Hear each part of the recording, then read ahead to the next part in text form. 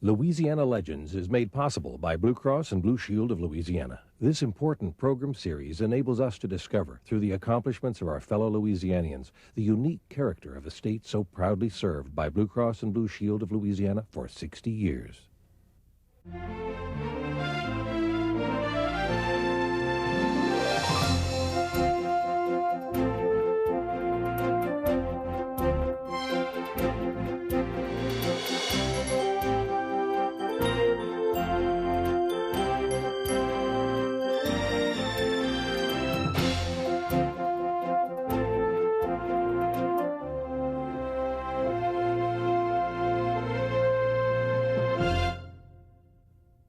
Good evening. My guest here in this New York television studio is Walter Isaacson, who happens to be managing editor of Time magazine. That's right, folks.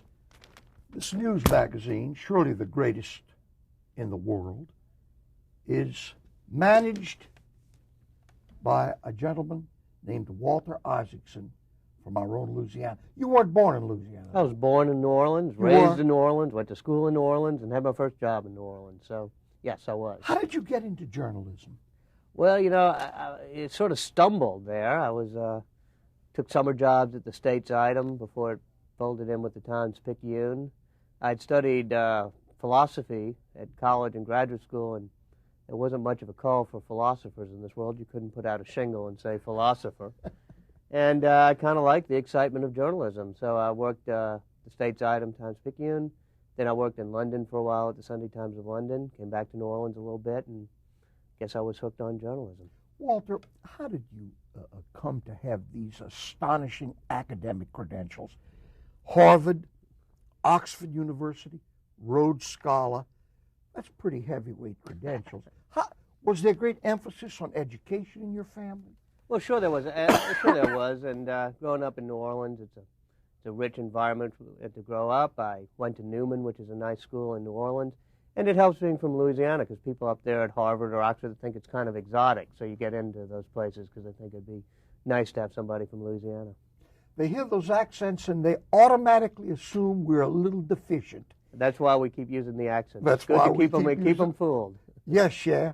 Walter, right. How did you enjoy, for example, Oxford? That had to be an exotic experience. Oxford's magical. And it was great because they have a tutorial way of teaching, which gives you a real close bond with the professors. It's also, 500-600 years old, most of the colleges at Oxford, and spread along the river. So it's a beautiful place, and it's a respite. You know you're going to go to work at some point. You know you're going to have the pressures of a daily life. But for a couple of years, you get that magical sort of time out where you get to read, study, row, because I was on a crew there, and just get that little time to really think before you go out in the world. And then what's your take on Harvard, which had to also be a memorable experience? Well, I liked Harvard. A lot of friends of mine from New Orleans and from Louisiana went up there at that period. And it's a great place to get an education if you really work at it. I mean, you can get lost at Harvard because it's a big university.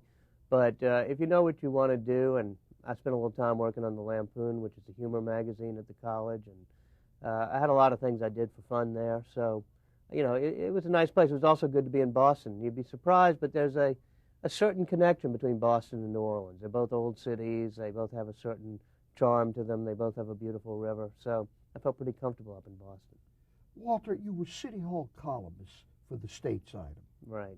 Who was mayor then? Oh, Mayor Landrieu. I covered Landrieu's administration. I'll tell you the story of how I got to Time, if you want, because it comes out of that experience. Yes.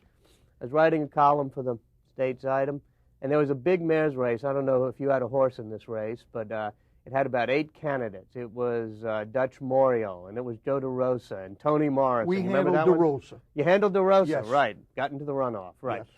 And so there were 8 candidates running for mayor, and my column came out on a Saturday, and as you know, the election's on a Saturday, or was back then. So I figured, well, it's election day. I'm just going to call it. I'm going to try to figure out exactly how each of these 8 candidates are going to finish. And I went around to all the ward leaders. I know you probably know the late Mike Rocafort just died, and go to him and figure out how the Irish Channel was going to go. And I'd go to various, people in the precincts and wards and say, tell me how you, and then I added it all up. And I said, number 1, Dutch Morial, number 2, Joe DeRosa, number 3, Tony Morrison. And then to make it a fun game, I put the percentages and the exact vote totals I thought they'd get. Now, part of it was because all those people I talked to knew what they were talking about, and I got some good information. Part of it was just pure blind luck, but it ends up that they were all 8 in the right order, and all within a half a percentage point or so of how they turned out. Now, this wasn't me. This is a lot of people sort of helping me do it, but it turned out to be a pretty good column. Notre Dame was the closest, yeah. And so the States item started running ads saying, how the City Hall columnist had called it and how good it was. And at that time, that week, there was a guy from Time Magazine who was traveling around the country looking to hire people. And he was coming to talk to people in various towns and had arrived in New Orleans, and somebody had given him my name. But there it was, that sort of thing. And so he immediately offered me a job. And I waited. I didn't want to go up right away. I wanted to finish covering the race, wanted to finish covering Landry's term. As you know, Morial won that election. So I waited a few more months and then went up to work at Time. That was the first race I've ever seen blown at a press conference. If you recall, yeah. DeRosa had a press conference right after the first primary. He and Morial were in the runoff and made an unfortunate ethnic statement. And that night, we felt the bottom drop off the face of the earth, and the party was over. Very, very interesting. So when you accepted this employment with Time, what was your job? I came up as a national affairs and political writer, first in New York. Then I moved to Washington, in our Washington bureau. And that was the 1980 presidential campaign, started at the end of 1979. And I covered Senator Kennedy, Ted Kennedy, whose campaign was a lot of fun but wasn't really going anywhere. He ran against Jimmy Carter for the Democratic nomination. And then the guy who was covering Ronald Reagan was our big political correspondent, a senior person. And if you remember way back in 1980, Reagan wasn't considered that strong of a contender, and he lost in Iowa. So everybody thought that was the end of Reagan. The end. So they switched, and they put me on Ronald Reagan, I think thinking that he was going downhill, and they put the new guy on him. And then after New Hampshire and everything else, Ronald Reagan just took off. So I got to cover Governor Reagan's campaign throughout the rest of 1980. So there's been some little luck involved, too. Oh, everything you do in life is luck. Some luck. What was your impression of Reagan then?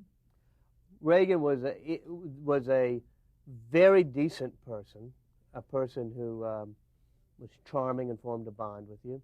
Secondly, he had very firmly held convictions. He knew about 8 things he believed in, and he believed every one of them firmly to his bones, which helps in politics, as you know. I mean, this was a guy who he'd sit there and he'd talk, and you knew he believed what he was saying. He was rather simple in his beliefs, which also helped in a way. He didn't get all caught up in trying to explain the complexities of certain things. He was very important for the time. If you remember back then, America was going through a crisis of confidence. The economy was sort of, there was inflation, but there was also expanding government. The problems we were facing after Vietnam hadn't been resolved. And America didn't feel very strong or proud of itself, and I think you needed a figure like Reagan to come on. He perfectly captured the mood of America and was a very useful president. In other ways, though, he certainly wasn't a detail person, and even back then, he always sort of, I'd talked to him many times because we were on plane flights together. He'd tell you the same story over and over again about Jack Warner or about, some old movie thing.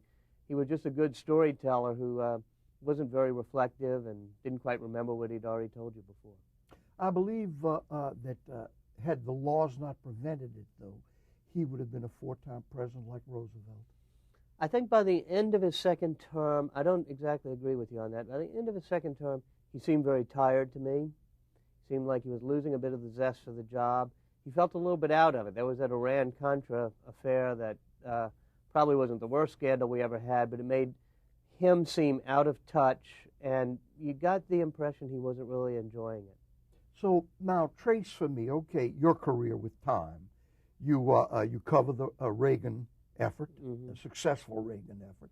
And then what did you do next? After a while, I moved back up to New York to be a writer, and then, various editing jobs, and was a national editor in charge of covering politics and national affairs in the late 80s.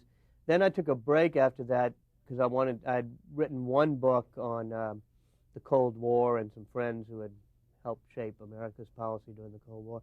I wanted to write a biography of Henry Kissinger, so I took a little bit of a break, and then after that went into new media for a while, which is not at Time Magazine, but at our company, Time Warner, to do things like internet, interactive television. So I spent a couple of years doing that before I was called back to the magazine to become the editor. Walter, that responsibility of getting this thing out every week, that has to be a ferocious responsibility. Does the pressure ever let up? Is there ever a moment of catching one's breath? I mean, it's got to come out every week, right? Right. And sometimes I do feel like, you get run ragged because it comes out every week. It's, there are 200 people trying to work on it, and you're supposed to be coordinating it all. I do think that what helps in a job like this is to have a few people around you whom you not only trust and respect, but you really like. Makes it fun. So in the morning when we have our staff meetings, we have the editors of the various sections, the nation section, world section, business section, the art section, that sort of thing. And they're all very good people, and they all know their field very well. And I can get into a little argument with the nation editor. She may say, we want to lead with the stock market, and I may say, what about Zhang's visit to the United States? And we'll fight it out a bit. But I know in the end she's got good judgment. You know what? As much pressure as I sometimes feel, and as hard as I think the job is, every now and then I remind myself that if I just disappeared for a few days, the magazine would probably still come out, and they would still put out maybe even a better magazine. So it puts it in perspective. I know that the people there are so good that when I take a week or two off, the magazine looks perhaps a little bit better. As a writer, I must ask you this. Is that a satisfactory form of writing? After all, it's kind of a communal effort. Many people contribute to a story. Mm-hmm. Is that correct? And as a writer, a novelist, a playwright, I like it to be mine. I like to get hold of the thing and it's in my hands. But that's not possible in this kind of journalism, is it? Well, one thing I've done since I've been back at Time and trying to change it is to make sure there are more individual voices in the magazine. Oh, interesting. So that writers go out and cover a story, write about it, have their assessment of it, and I don't want people to have an opinion piece. I want a well-reported piece. But instead of making everything group journalism, most of the stories in the magazine now are done by one very good journalist spending time to get the story, writing the story, and not putting it into what used to be called the Cuisinart machine of the Time rewrite people. Yes. And that sort of thing. So I think it makes it more satisfying for the writer, but more importantly, far more importantly, it makes it more interesting to the reader because the reader is getting a good, clear voice in the stories. Walter, for example, this edition, which is the November 3rd edition, How I Survived Mir by the astronaut, whose most harrowing day in space and so on, the untold story. Now, and then up at the top is Wall Street Shivers and a cultural note, a pair of hot museums. How did you all arrive at this particular, and I ask you because it must be fresh in your mind. Well, that's a good example of the way I sort of like it when the magazine works this way. First of all, when the Mir spaceship was up there and all this was happening, I said to our people, this is a fascinating tale. When this guy, this American astronaut, comes back, we ought to be all over him and trying to get his story. Because even though you've read the headlines, even though people have seen it on CNN and watched the headlines in the papers, nobody's put together what it was really like. Nobody said, hey, let me tell you the story. Let me make you feel it. And so we've got a guy on our staff who's our space writer, science and space, named Jeff Kluger. Among the things he did, he's a young guy, he's great, and among the things he did is he wrote the screenplay for Apollo 13. This is before he joined Time, and he wrote the book upon which it was based. So I talked to him, Jeff Kluger, and I said, you get all over Michael Foale, the astronaut. So when Foale came down, Kluger started calling him and working with NASA, which was very cooperative. And that's a piece that Jeff Kluger just reported by himself and wrote, and it reads almost like the screenplay of Apollo 13. It's a much more clear-throated, fun article than if we had done it with everybody contributing and having a big group journalism. Now, did you sit down with that writer and tell him, though, what you wanted? Oh, I didn't have to. I sat down and said, boy, I just want the tale. I didn't have to tell him too much. He knows a lot more about space than I do. He wrote the cover story we did on the Mars Pathfinder landing and that sort of thing. So, he knows the story, but every now and then I like to remind people, we're in the business of telling great storytelling. We're in the business of saying, hey, listen to us for a moment. We're going to tell you an interesting tale. We're not in the business of giving people homework or, very heavy analytic pieces. We're saying you can learn about the magic of your world by listening to the stories we have to tell. And Jeff Kluger, our writer, is at heart a good storyteller. The other piece you mentioned, the Pair of Hot Museums, we've got a great art critic. You may have seen him on public television, Robert Hughes. He did Visions of America, that wonderful series. The very best, yeah. One of the best series about American art. And we put out a special issue called Visions of America, which was based on Bob Hughes' book and TV series. He went to the Getty Museum out in Santa Monica and the new Guggenheim they just built in Bilbao in Spain, and compared the two museums, and that's what that is. But that's a piece written by Bob Hughes who spent a few weeks reporting it. So it's a sort of new version of what we do at Time Magazine, not sort of mixing everything together, but getting just the right writer to tell you a good story. Walter, tell us a war story, and here's the kind of war story I'm looking for. Tell us about the quickest that you had to get a cover and get something that broke at the very last minute. Mm-hmm. What does anything occur to Well, you? I mean, the obvious example for us is the death of the Princess of Wales. Happened on a Saturday night. We usually go to press on Saturday evening. The whole magazine was ready. It was going to press. I got a phone call about 8 that evening, Eastern Time, saying that there'd been an accident, that Dodi Fayed, her boyfriend, had been apparently killed, and that she was all right. That was the first reports, if you remember. And I said, well, that doesn't smell right to me, but also, even no matter what it is, I think we ought to change covers. If she's been in a bad accident late at night in Paris, this is Saturday. It's Saturday night. Now, what that means is really throwing a lot of people into action. It means having our production manager talk to the 7 or 8 printing plants around the country to say, start paying overtime. We're not, stop the presses, as they say in the old business. It means calling in our art directors, our photo people, our researchers. So the photo editor came in. She was away already for the weekend, so that we could get all the good pictures of the princess. Likewise, the art director, deputy art director, 3 or 4 other art directors came in because we did 24, 25 pages that had to be laid out that night. Howard Chua, who is a wonderful breaking news editor we have, he was in there coordinating the stories with Chris Porterfield, and people were just flooding into the building. But it shows, usually we're a weekly, which gives us a little bit of time to think, but in this case, it shows what happens when you got a group of very good people who start sprinting like crazy. That's a remarkable story, and I, like a lot of folks, wondered how you did it, Yeah. What is a typical week like for Walter Isaacson as he endeavors to cover the world in X number of pages in a given time? Well, usually we start on a Monday, and every morning at about 10 o'clock we have a staff meeting with the 6 or 7 editors of the sections, Nation, World, Business, Sciences, Society, the Arts, those type of sections, as well as about 6 or 7 other editors, photo editors, art directors, that sort of thing. Correspondents phone in, send in suggestions. So we sit around a big conference table and say, okay, how are we going to start this week? And we know about 60% of what we start the week with will be there by the end of the week, but we'll have thrown out 40% on a typical week. Some weeks we throw out almost everything. Some weeks nothing much happens. We usually know what the cover story we're working on is, but, I'll have a couple things in the back of my mind. We'll be watching the stock market. We'll be watching, get an interview with Zhang Jimin, decide whether that's a cover. And every day we have those meetings at 10 o'clock, but by Thursday we have to have a pretty serious list of stories to be working on. And there's a big, big, long wall in one of our conference rooms, and we have about 50 pages that we produce each week as news pages. There are other pages in the magazine that aren't newsy. And they get put up one by one. I watch, as the business section goes up, and then maybe some science stories go up.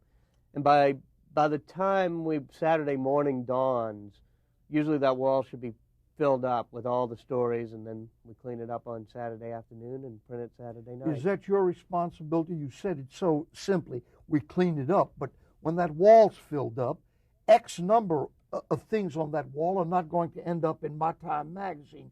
So does that fall to you to yes, no?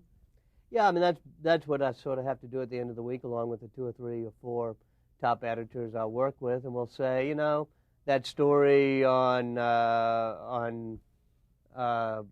whatever, on Alicia Silverstone didn't really work out, but the one, here's another one that did.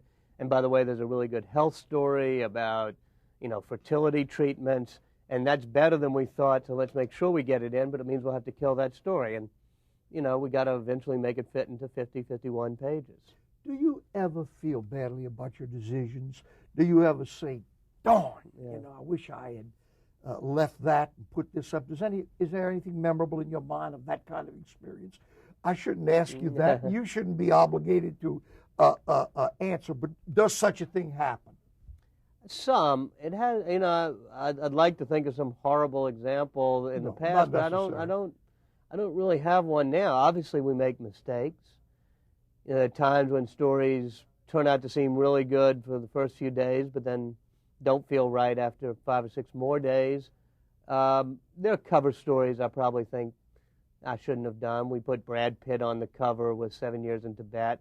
Not much was happening that week. In retrospect, the movie was all right, but not great. And I'm, probably that wasn't the best cover choice we made. But then we did a really great cover of Hillary Clinton the next week on her 50th birthday. Wonderful. And, you feel good about it the next week. Walter, this biography that you did of Kissinger, he so dominated the world stage for so very long.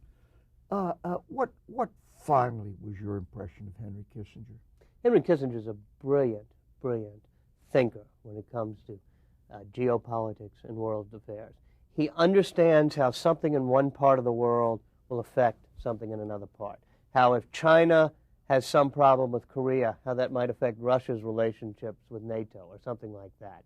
So that's the brilliant part of Henry Kissinger. He's a realist. Now, the other side of Henry Kissinger is that he's not a moralist. He's not an idealist. And in some ways that's good, because American foreign policy has to be very realistic. It can't just be purely based on ideals.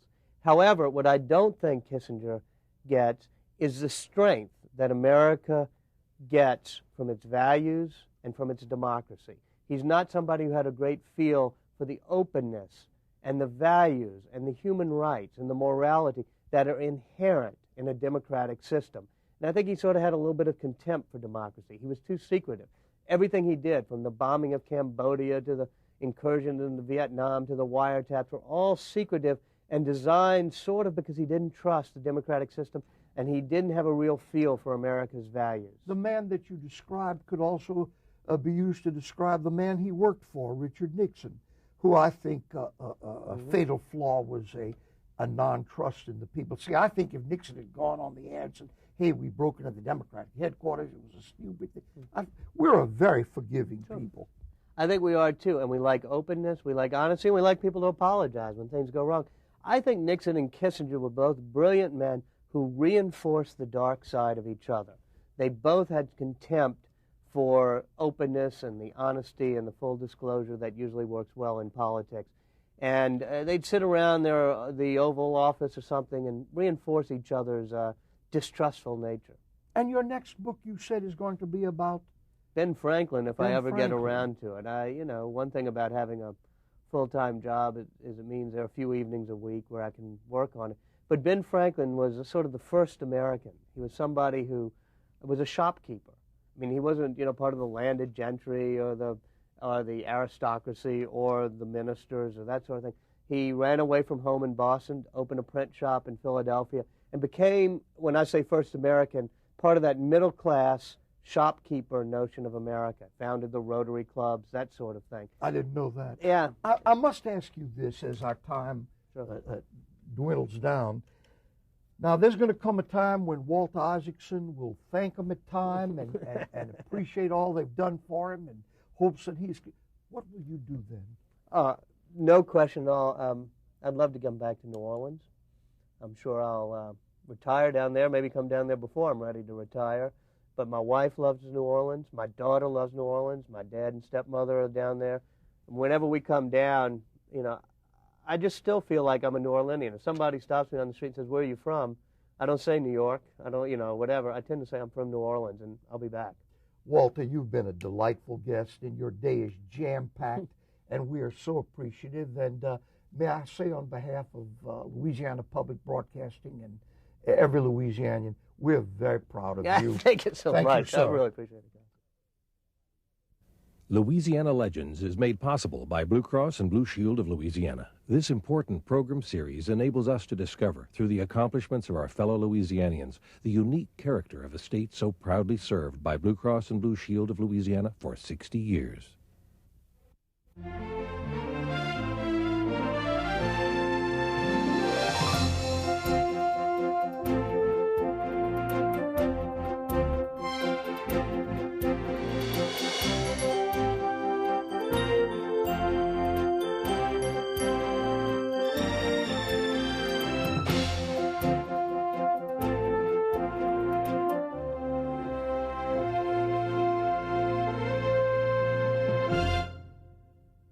For a copy of this program, call 1-800-973-7246 or send 1995 to Louisiana Legends, care of Louisiana Public Broadcasting, 7860 Anselmo Lane, Baton Rouge, Louisiana, 70810.